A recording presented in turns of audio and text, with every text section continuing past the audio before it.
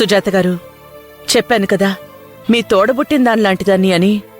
నా దగ్గర మొహమాట పడాల్సిన అవసరమేం లేదు. ఇది మీ ఇల్లు. మీకు లేక నా ఇంటికి రాలేదు మీరు. నేను రమ్మంటేనే వచ్చారు. కష్టాల్లో ఉన్నప్పుడే కదా మనిషికి మనిషి సాయం చేసుకోవాలి. మీరొక్కరే అక్కడుండడం మాకు చాలా బాధగా అనిపించింది. మా ఆయన కూడా చాలా బాధపడ్డారు. ఆవిడికి మాత్రం ఎవరున్నారు? నా అనుకునే వాళ్ళందరూ ఆవిడ్ని మోసం చేశారు. కనీసం ఇలాంటి సమయంలో మనమైనా అండగా లేకపోతే ఎలా అని మేము మాట్లాడుకున్న తర్వాతే మిమ్మల్ని మా ఇంటికి తీసుకొచ్చాను. ఇది మీ ఇల్లే అనుకోండి. మీరు ఎక్కడ కావాలంటే అక్కడుండండి. మీ ఇంట్లో మేమున్నాం అనుకోండి. మా ఇంట్లో మీరున్నారు అనుకోవాల్సిన అవసరమే లేదు.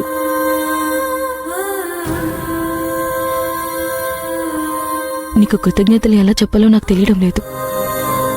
అన్న తమ్ముడు అవుతాడు కదా, తన బిడ్డని నా కోడలుగా చేసుకుంటే నా బిడ్డని బాగా చూసుకుంటారని, నన్ను బాగా చూసుకుంటారని అనుకున్నాను. వాళ్ళ కారణంగా నా బిడ్డే నాకు లేకుండా పోయాడు. దీనంతటికి కారణం ఆ భూమి. దానివల్లే మనిద్దరం నష్టపోయాం. కాబట్టి మనమేం చెయ్యాలనుకున్నా ముందు దాన్నే చెయ్యాలి. అవును, పోయిన మీ బిడ్డ గురించో దూరమైన నా బిడ్డ గురించో బాధపడే కన్నా ఆ భూమి మనకు చేసిన ద్రోహానికి దానంతు చూసే వరకు మనం వదిలిపెట్టకూడదు. ఈ సంబంధం లేకపోయినా నా మీద మీరింత ప్రేమ చూపిస్తున్నారు. మీరు అండగా ఉంటే దాని సంగతి మీరు కాదు, నేను చూస్తాను. మీరు ప్రశాంతంగా ఉండండి. ఇక నుంచి మీరక్కడ, నేనిక్కడ ఉండి ఆలోచించడం కాదు. మనిద్దరం కలిసి ఇక్కడే ఉండి ఆ భూమి సంగతి చూద్దాం. రండి.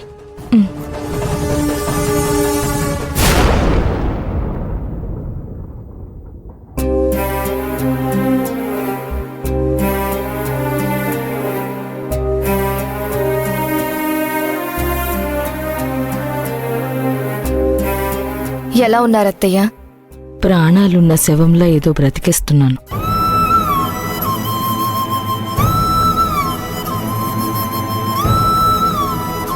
మీరెందుకమ్మా బాధపడతారు? దేవుడు నా బిడ్డకలా జరగాలని రాసిపెట్టాడు. అలా జరిగిపోయింది.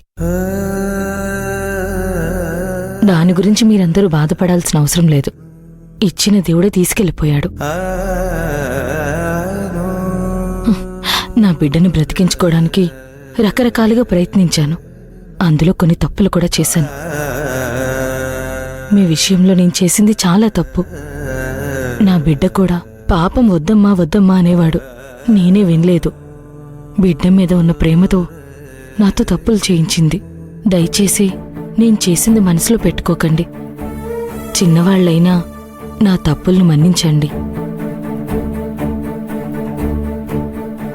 అయ్యయ్యో, మీరెందుకు పిన్ని అలా మాట్లాడతారు? బిడ్డ కోసం ఏ తల్లైనా ఇలాగే చేస్తుంది. తన బిడ్డ కోసం తను ఆలోచించుకోవడం తప్పు కాదు. అలా చేయడం వల్ల మీ అబ్బాయి బతుకుతాడని మిమ్మల్ని నమ్మించారు. అందుకే కదా మీరు అదంతా చేశారు. బిడ్డ కోసం తల్లి తప్పు చేయడం తరతరాలుగా యుగాల నుంచి ఉంది. గాంధారి బిడ్డ కోసం దేవుడైన శ్రీకృష్ణుణ్ణి శపించింది. అది తల్లి ప్రేమ. దాన్ని ఎవరూ తప్పుపట్టలేరు. పర్వాలేదులే పిన్ని, దాని గురించి వదిలేయండి. సర్లే అమ్మా. ఏరా, ఈ అత్తయ్యతో మాట్లాడవా? అబ్బే, నీతో మాట్లాడకపోవడం ఏంటి అత్తయ్య? కాకపోతే అరవింద్ చనిపోయిన బాధలో ఉన్నావు. ఎలా మాట్లాడాలో అర్థం కావట్లేదు. మీరెందుకొచ్చారు?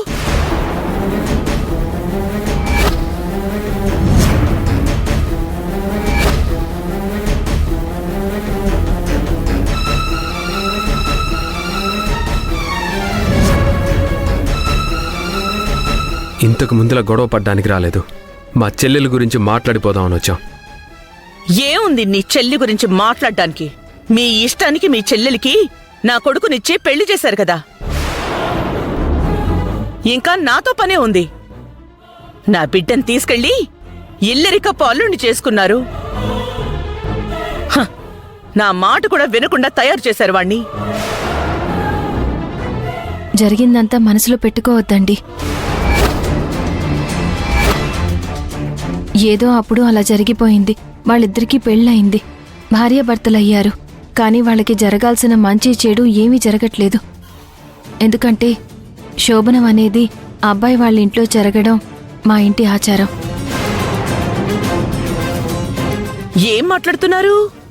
హ, ఎవరు కొడుకు ఎవరు కోడలు?